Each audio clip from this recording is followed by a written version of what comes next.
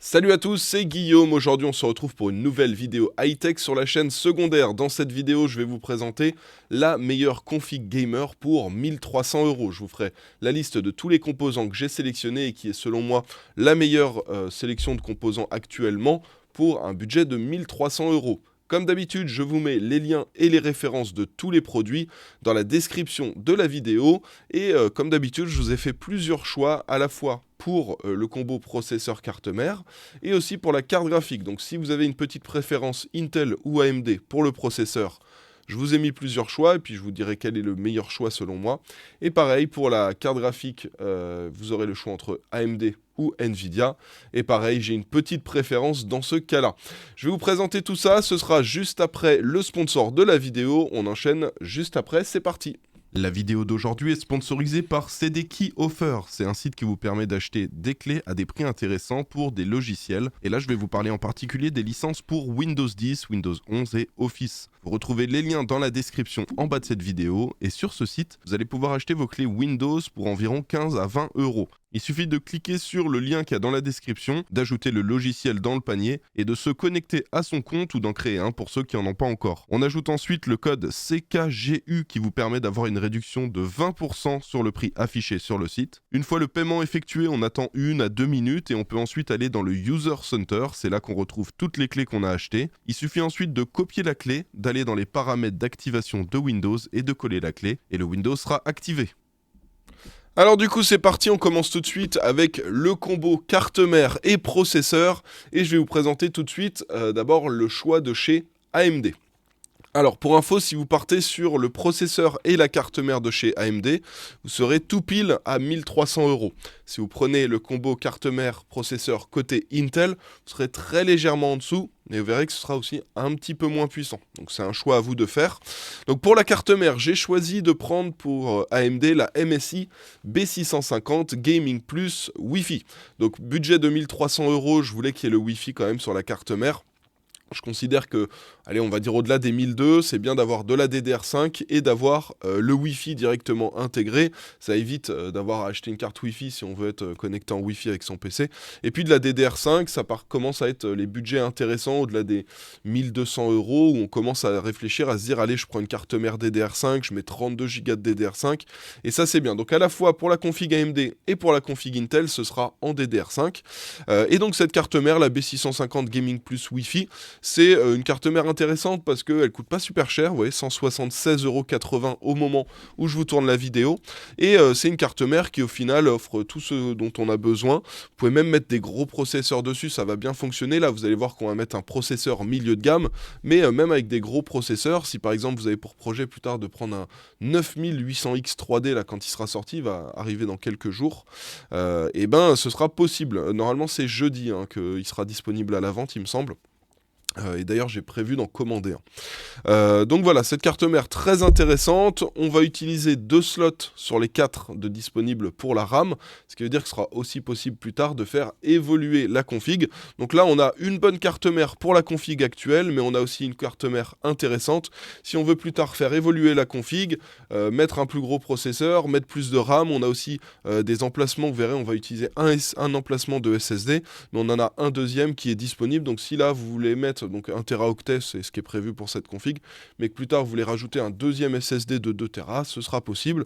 Donc voilà, une bonne base intéressante pour faire évoluer la config et qui fera aussi très très bien tourner la config actuellement. Donc le processeur que j'ai choisi sur cette carte mère en B650, vous avez compris, on est à partir des Ryzen 7000 parce que les B650 c'est à partir des Ryzen 7000 et celui que j'ai choisi c'est celui-ci, c'est le Ryzen 5 7600. Donc celui-ci, processeur milieu de gamme de chez AMD, assez intéressant. Vous allez voir, on va lui mettre un petit water cooling parce que c'est des processeurs, bon même si c'est un milieu de gamme, les Ryzen 7000 ils ont quand même tendance à un petit peu chauffer. Donc on va pas lui laisser son ventirad qu'il a par défaut, on va mettre un petit water cooling. Puis pour un PC à 1300 euros, c'est cool, on peut se faire plaisir, on peut mettre un petit water cooling avec. Donc le processeur Ryzen 5 7600, processeur milieu de gamme assez intéressant. Pareil, là ça va super bien tourner et pour 200 €, ça vous permet d'avoir quelque chose de vraiment excellent en termes de performance par rapport au prix qu'on va mettre dans le processeur. Alors côté, je vous parle juste après du water cooling, je vous parle d'abord de la config Intel. Alors moi j'ai une préférence pour la config AMD qui est un petit peu plus puissante et aussi un petit peu plus chère, mais je trouve quand même ça un peu plus intéressant côté AMD. Mais ceux qui veulent plutôt passer sur du Intel, il y a par exemple certaines applications qui marchent un petit peu mieux avec Intel, d'autres avec AMD. Donc en fonction du cas dans lequel vous vous trouvez, ça peut être intéressant d'être plus sur Intel ou plus sur AMD. Si moi j'avais un choix à faire, je pense que je partirais sur le Ryzen 5 7600. Donc la carte mère en Intel, là, c'est la MSI B760 Gaming Plus Wi-Fi. Donc vous avez compris, c'est quasiment la même carte mère, sauf que celle-ci, elle est prévue pour les processeurs Intel. Mais sinon, c'est pareil, on a le Wi-Fi, ça accepte les processeurs Intel de 12e, 13e, 14e gène. Vous pouvez mettre pareil deux barrettes de RAM supplémentaires par la suite, ça posera pas de souci. Pareil, on a des emplacements de SSD supplémentaires. Vous voyez que là, c'est à ce niveau-là sur le bas qu'on va pouvoir en rajouter un deuxième et celui qu'on va mettre par défaut sera en haut, là où il y a écrit Lightning Gen 4. Donc voilà, des cartes mères très très similaires entre AMD et Intel. Même en termes de prix, c'est très similaire. Vous voyez, 176 chez AMD, 164,88 chez Intel. Donc voilà, là aussi un choix très intéressant pour ceux qui veulent partir sur la config Intel, avoir une très bonne base pour leur config et quelque chose qui permettra de faire évoluer la config sans aucun problème dans le temps. Le processeur que j'ai choisi, c'est le Intel Core i5 13400F. Donc celui-ci aussi assez intéressant. Vous voyez qu'il est aussi un petit peu moins cher. Donc la carte mère, on était à peu près 12 € de moins. Le processeur, celui de chez AMD, à 196. Celui-ci est à 164. Donc là, pareil, il y a 30 € de différence. Ça nous fait une quarantaine d'euros de différence entre les deux, suivant si vous prenez le combo processeur et carte mère chez Intel ou processeur et carte mère chez AMD. Je me suis trompé, c'est 23 € la différence entre les deux, donc à peu près 35 € de différence. Mais voilà, un choix aussi qui reste très intéressant. La différence en termes de performance, elle est quand même assez élevée. Regardez, si on regarde mon petit tableau de benchmark, vous avez ici le 13400F, donc ça c'est des tests en 1080p, hein, c'est là qu'on voit les plus grosses différences en termes de performance processeur. En 4K on voit beaucoup moins, en Quad HD aussi, donc le but c'est de tester en Full HD ou en 720p, mais je regarde pas en 720p parce que 720p ça représente pas vraiment l'utilisation que les gens vont en faire. Il n'y a personne qui joue en 720p aujourd'hui. Vous voyez qu'avec le 7600 on était à 191 FPS en moyenne, alors qu'avec le 13400F on était presque à 164. Donc 164 face à 191, il y a quand même une petite différence entre les deux. Et étant donné que le Intel est un petit peu moins cher, mais il est aussi un peu moins performant, moi j'ai quand même une petite préférence pour le Ryzen 5 7600. Si vous êtes ric-rac niveau budget ou que vous voulez prendre un plus gros SSD et rester dans le budget des 1300 €, vous pouvez partir sur la config Intel et peut-être rajouter un SSD ou alors mettre un SSD de 2 Tera au lieu de 1 Tera. Vous allez voir, je vais vous montrer ce qu'on a prévu comme SSD. En tout cas, les deux choix sont intéressants. Petite préférence très légère de ma part pour le Ryzen 5 7600, mais le 13400F sera aussi un très bon choix pour ceux qui veulent payer un tout petit peu moins cher. En termes de refroidissement, que ce soit pour la config AMD ou pour la config Intel, on part exactement sur le même water cooling. C'est celui-ci, le MSI Mag Core Liquid C240. Donc je vous montrerai après sur le boîtier, mais celui-ci vous avez placé le radiateur sur le haut du boîtier. Et comme ça, vous verrez, il y a de l'air qui rentre par l'avant et vous faites sortir l'air avec le refroidissement, l'air chaud du processeur par le dessus. Celui-ci, ce qui est intéressant, c'est regardez, il coûte 100 €. Donc ça vous permet d'avoir un water cooling efficace en termes de refroidissement. Je vous invite à retourner voir la vidéo qu'on avait fait avec Skin il y a quelques mois où on vous faisait le top des meilleurs ventirades, des meilleurs water cooling. Celui-ci c'était plutôt bien débrouillé. Et ce qui est bien, c'est qu'il coûte pas cher, hein. Il est en dessous de la barre des 100 € et en plus d'un point de vue esthétique, c'est plutôt réussi. C'est vrai que quand on est dans les 1300 € de budget pour sa config, on n'a pas envie d'avoir un PC moche. 1300 € c'est quand même un petit budget. On a envie d'avoir quelque chose de performant mais quelque chose aussi de joli. Celui-ci celui-ci, je trouve qu'il coche toutes les cases. Alors, c'est pas le meilleur water cooling en termes de refroidissement, mais ça reste quand même un bon water cooling et il va très très bien refroidir le 13400F ou le Ryzen 5 7600. Donc, je pense que c'est le choix parfait pour une config à 1300 €.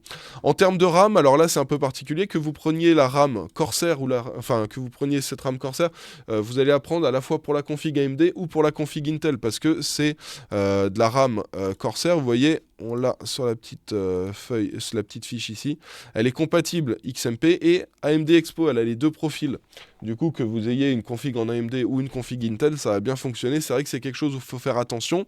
En général, si vous achetez des RAM qui ont juste un profil AMD Expo, faut les mettre absolument avec une config AMD pour éviter d'avoir des crashs, des blue screen, tout ça.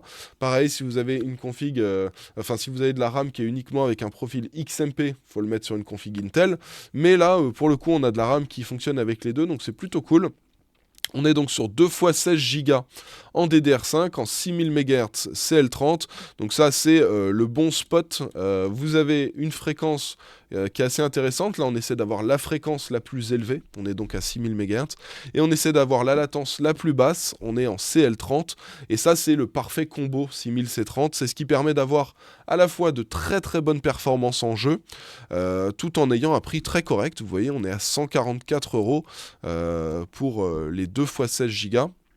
Donc 32 Go au total, et comme je vous l'ai dit, là on va utiliser donc 2 barrettes de RAM, ce qui fait qu'on va utiliser 2 des 4 emplacements disponibles sur la carte mère. Donc c'est possible plus tard, si vous voulez, d'upgrade la config et de partir sur 4 x 16, en fait de rajouter 2 barrettes pour passer à 64. Bon, vous avez le temps avant d'avoir besoin d'upgrade. Alors peut-être ceux qui font du montage vidéo, pourquoi pas, mais ceux qui font du gaming ou une utilisation pro mais classique, qui n'ont pas des gros logiciels qui prennent beaucoup de RAM, avec 32, vous êtes tranquille. Actuellement, la quasi-totalité des jeux fonctionne très bien avec 16 Go de RAM, et il y a quelques jeux par-ci par-là qui fonctionnent mieux quand on leur met 32.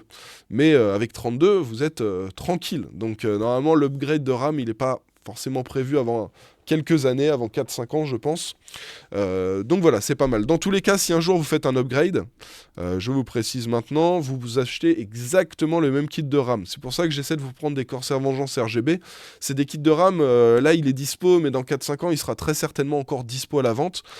Quand vous voulez rajouter de la RAM sur votre PC, si jamais vous avez mis de la Corsair Vengeance RGB DDR5 avec le profil AMD, avec le profil XMP, tout ça, voilà, vous prenez exactement les mêmes. Vous reprenez exactement le même kit de RAM et ça vous permet en gros d'être sûr d'avoir le plus de compatibilité possible. Ça évite d'avoir des blue screen, des crashs de Windows, le jeu qui se quitte sans raison, voilà. Dès que vous allez activer l'overclocking de la RAM, l'AMD Expo ou l'XMP dans le BIOS, dès que vous activez ça, après, si vous n'avez pas pris les mêmes RAM, si vous n'avez pas pris les mêmes quantités, si vous n'avez pas pris les mêmes fréquences, si vous n'avez pas pris la même marque, la même référence, tout ça, plus il y a de différence, plus vous avez des chances que ça crache. Donc moi, ce que je vous conseille, c'est si vous avez pris ça, vous reprenez exactement le même kit le jour où vous voulez upgrade. Donc voilà. En termes de stockage, on part sur 1 Teraoctet de stockage. 1 Tera, c'est pas mal. Ça permet d'installer Windows, d'installer quelques jeux, les principaux logiciels, et d'être plutôt large, on va dire. Si vous êtes un peu gourmand, que vous voulez vous installer une petite quinzaine, vingtaine de jeux, 1 Tera, ça va peut-être pas suffire, surtout si vous mettez des jeux type Call of Duty qui vous prennent direct 200-300 gigaoctets, ça peut vite se remplir. Donc là, c'est 73 €. C'est un SSD en PCI Express Gen 4. Je vous le rappelle, mais ça, je vous fais la pression à chaque fois. Entre le Gen 3 et le Gen 4, il n'y a pas vraiment de diff en termes de performance gaming. Les temps de chargement des parties, le lancement des jeux, le démarrage de Windows, tout ça, il ne va pas y avoir un énorme changement. Le gros changement se fait vraiment quand on passe d'un disque dur à un SSD en SATA. Vous savez, les SSD qui vont à 500 mégaoctets par seconde. Ensuite, il y a les SSD en PCI Express Gen 3 qui sont aux alentours des 3000-3500 mégaoctets par seconde. Et les PCI Express Gen 4 qui sont dans les 5000, 6000, 7000 mégaoctets par seconde. Donc là, il y a une grosse évolution en termes de débit, mais en termes de temps de chargement, tout ça, la vraie diff qu'on va avoir, c'est quand on passe d'un disque dur à un SSD. Donc pour du gaming, vous n'avez pas forcément besoin du SSD Gen 4, le Gen 3 ferait largement l'affaire. Le truc, c'est qu'il y a 1 euro ou 2 euros de différence, je crois qu'il y en a un qui est à 71, l'autre à 73. Donc moi, ce que je vous conseille, c'est plutôt de partir sur celui-ci. Vous êtes en Gen 4, et il y a moyen que d'ici quelques années, ce soit un peu plus nécessaire d'avoir un gros débit, ou même ceux qui ont une utilisation pro de leur PC, pourquoi pas. Dans tous les cas, vous avez quelque chose de plus performant pour 2 ou 3 euros de plus. Je pense que c'est quelques euros qui sont bien investis en termes de config, en termes de stockage et en termes de performance pour le stockage. Donc je pense que autant rajouter les 3 euros, ça peut être quelque chose d'intéressant. On passe maintenant à la partie carte graphique. Alors là, j'ai deux choix. Le choix numéro 1, c'est le choix Nvidia, qui est la RTX 4060 Ti. Donc là, je suis parti sur un modèle de chez MSI, la Ventus 3X, donc 3 ventilateurs. En vrai, il n'y a pas besoin de 3 ventilateurs pour une 4060 Ti. C'est une carte qui chauffe pas du tout. Je sais pas pourquoi ils ont créé ce modèle 3 triple fan. Mais bon, là, il est pas cher, donc je vous ai mis celui-ci. Ça coûte donc 416 euros. La 4060 Ti, c'est une carte graphique assez intéressante pour le gaming. Le rapport perf-prix est pas trop mauvais, je trouve, mais c'est pas celle que je vais vous recommander. Là, celle que je vais vous recommander, c'est la carte AMD, c'est celle-ci. La Gigabyte Radeon RX 7700 XT. Donc là, triple fan aussi, 439 euros, donc un tout petit peu plus cher. Vous voyez, on passe de 416 à 439, donc c'est, allez, on va dire à peu près une vingtaine d'euros de plus, 20, 23 euros, voilà. Donc c'est à peu près le même prix en termes de budget pour la carte graphique. Par contre, la 7700 XT, elle est quand même nettement plus performante. Donc moi, le choix que je vous recommande, c'est la RX 7700 XT. Si on regarde les benchmarks, alors je vous ai prévu les choses bien, là je vous prévois un petit peu les benchmarks, comme ça vous avez les perfs concrètes. Alors ne faites pas attention à l'onglet des prix, hein. C'est comme sur CPU quand je vous montrais tout à l'heure. Les prix, ça c'est un tableau que j'ai fait les perfs, mais c'est un tableau que j'ai fait il y a 3 mois, donc les prix ont un peu évolué depuis. Par contre les perfs n'ont pas changé. Vous voyez que la 4060 Ti face à la 7700 XT, il y a quand même une grosse différence de perf. Que ce soit en global, donc là c'est la colonne G, on est à 85,93 FPS pour la 7700 XT face à 72,8 FPS pour la 4060 Ti. Donc les performances globales, c'est la moyenne Full HD, Quad HD, 4K et Ray Tracing. Il y a quand même une sacrée différence. Quad HD Ray Tracing, hein, pour info, pour ceux qui se demandent. Donc il y a quand même une sacrée différence. Pour du Ray Tracing, elle est même plus performante. Hein. C'est une AMD, mais elle est plus performante, la 7700 XT. 76 FPS face à 66 pour la 4060 Ti. En 4K, 50,7 face à 41,1 pour la 4060 Ti. 92,1 FPS en Quad HD face à 77 FPS pour la 4060 Ti et 124 pour la 7700 XT, 124,9 en Full HD face à 107 pour la 4060 Ti. Donc la 4060 Ti, elle est quand même nettement moins bonne. Alors là, les FPS qui s'affichent, pour info, c'est des jeux qu'on fait tourner en ultra, voilà, donc même si ça vous semble un petit peu faible, le but c'est de pousser à fond les cartes pour les mettre dans leur dernier retranchement et voir tout ce qu'elles peuvent offrir. Donc voilà, en termes de performance, vous voyez qu'il y a quand même une différence d'à peu près 15%, hein, 15 à 20% suivant les définitions et les modes de jeu, s'il y a le ray tracing ou pas, mais on a quand même une carte graphique, une 4060 Ti, enfin une RX 7700 XT qui est 15 à 20% plus performante que la 4060 Ti pour à peu près 20 à 25 euros de différence. Donc je trouve que le meilleur choix reste la 7700 XT. Mais dans certains cas très précis, la 4060 Ti peut être un meilleur choix, notamment si vous êtes monteur vidéo, que vous utilisez Adobe Premiere, etc., DaVinci. Voilà, si vous faites du montage avec les coups d'accord, les Nvidia, il n'y a pas à dire, c'est toujours les meilleurs là-dessus. Donc, en soi, ça peut être plus intéressant de partir sur la 4060 Ti. L'autre choix, ça peut être si vous êtes joueur compétitif, que vous voulez utiliser absolument Nvidia Reflex, ou si la quasi-totalité des jeux que vous utilisez ont le DLSS 3. Pourquoi pas? Mais on va dire que dans la majorité des cas, je pense que le meilleur choix, c'est la 7700 XT. Donc en vrai, pour moi, le meilleur combo sur cette config, c'est AMD Ryzen 5 7600 pour le processeur et Gigabyte Radeon RX 7700 XT pour la carte graphique. Donc pour moi, config full AMD, là c'est le meilleur choix pour 1300 €. On passe maintenant à l'alimentation. Alors pour l'alimentation, j'ai prévu large. Donc là c'est exactement le même délire que pour la carte mère. Le but c'est d'avoir quelque chose qui va faire tourner correctement notre config dans l'état dans lequel elle va être quand vous allez l'acheter. Donc ça veut dire un Ryzen 5 7600 ou un 13400F avec une 4060 Ti ou une RX 7700 XT. Pour ça, techniquement, vous avez 650 watts, ça suffit.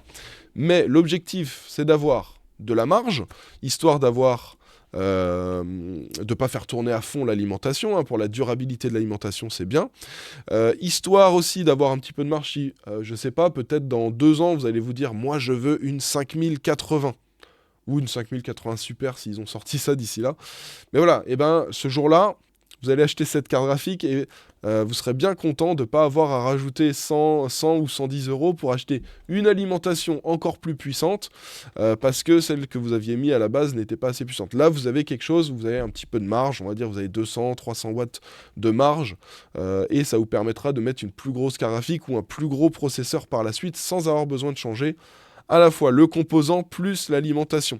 Et on va dire que la différence de prix par rapport, je sais pas, à une 650 watts, vous voyez, la 650 watts, elle vaut 85 euros, là c'est 110. Bon, ça vous fait 25 euros de plus à mettre maintenant, mais plus tard vous n'aurez pas besoin de la changer, et c'est une alimentation ultra fiable. Elle est garantie 7 ans. Et le rôle d'une alimentation, je vous le dis souvent, c'est pas uniquement d'alimenter le PC. C'est aussi une grosse sécurité pour tout ce qui est électrique sur votre PC. Si vous avez des surtensions, des sous-tensions, vous avez la foudre qui tape chez vous, vous avez le moindre petit souci, le rôle de l'alimentation, ça va pas être juste d'alimenter le PC, ça va aussi de protéger tous les composants de la config. Ça veut dire que le but, c'est que si vous avez une surtension chez vous, hop, c'est la lime qui va prendre cher. Alors ok, elle sera peut-être morte, mais elle aura protégé votre carte graphique, votre processeur, etc. Et quand on voit, une ALIM ça coûte 110 euros, vous voyez, un processeur c'est 200, une carte graphique c'est 400 euros, donc quand on a un gros problème électrique chez soi et qu'on n'a que la lime qui claque, je peux vous dire on est très content. Et on se dit merci, heureusement que j'ai acheté une bonne alimentation. Donc c'est important d'acheter une bonne alim et de prendre aussi un petit peu de marge pour pouvoir évoluer. Et ça, je pense que la MSI Mag A850GL, c'est le parfait choix pour ça. Et donc, le boîtier dans lequel on va mettre tout ça, bah, c'est un boîtier MSI. En fait, vu qu'on a une alim MSI, une carte mère MSI, un water cooling MSI, je me suis dit... Et pour peu que vous preniez la Nvidia, bon moi je vous ai recommandé la AMD, mais si vous prenez la Nvidia, vous avez aussi une carte graphique MSI, je me suis dit, bon bah autant partir sur les boîtiers MSI, en plus pour les petites configs en général ils font des trucs vraiment pas mal, où on a des boîtiers de bonne qualité, avec pas mal de ventilateurs fournis avec, un bon flux d'air, et là il y a celui-ci qui est vraiment très intéressant. Il est assez récent hein, celui-ci, ça fait pas très longtemps qu'il est sorti, c'est le MSI MacForge 320. Airflow. Donc celui-ci, 3 ventilateurs 220 mm fournis en façade, un ventilateur à l'arrière de 120 mm fourni aussi, et les 4 ventilateurs sont RGB, ça c'est cool. La façade, regardez ça, c'est du mesh, donc l'air va parfaitement passer au travers. Alors sur le bas c'est un petit peu obstrué, mais ça posera aucun souci, hein. Là vous allez avoir un très très bon flux d'air dans le PC. Et vous avez un petit emplacement pour mettre le water cooling sur le dessus. Donc l'objectif, c'est vous mettez votre config, vous mettez le water cooling sur le dessus, 3 ventilateurs pour faire rentrer de l'air en façade, les 2 ventilateurs du water cooling plus celui qui est à l'arrière pour faire sortir l'air chaud du PC. Et avec ça, vous aurez quelque chose de très très bien. Et surtout, regardez le prix. 82 euros, franchement je trouve que pour 82 euros ça fait vraiment pas cher. Alors il y a d'autres choix, hein, MSI MacForge 100R, mais je me disais pour une config à 300 euros on va mettre quand même quelque chose d'un peu mieux que le MacForge 100R. Et le 320R je trouve que c'est excellent. Enfin bref, on a fait le tour de cette config, je trouve qu'on a le parfait combo là de composants pour 1300 euros. Dites-moi dans les commentaires ce que vous en avez pensé. Je vous rappelle que vous avez les liens et les références de tous les produits dans la description de la vidéo. N'hésitez pas à aller faire un petit tour si cette config vous intéresse. Si vous avez des petits commentaires à faire sur cette config, de suggestions, des choses que vous auriez fait différemment, n'hésitez pas à dire tout ça dans les commentaires. Et puis si vous avez un budget à me demander pour les prochaines configs qui vont sortir sur la chaîne, bah pareil, dans l'espace commentaire, vous me dites Guillaume, j'aimerais bien que tu me fasses une petite config à 650 euros, à 700 euros, à 1000 euros, voilà. Vous me dites tout ça, et puis moi, en général, ce que je fais, c'est que je regarde les budgets les plus demandés dans les commentaires, et puis après, je vous fais les configs en fonction. Donc voilà, on se retrouve dans l'espace commentaire, j'espère que la vidéo vous a plu, si c'est le cas comme d'hab, n'hésitez pas à me soutenir avec un petit pouce bleu, pensez à vous abonner si ce n'est pas déjà fait, et on se retrouve dans quelques jours pour une nouvelle vidéo. Ciao tout le monde!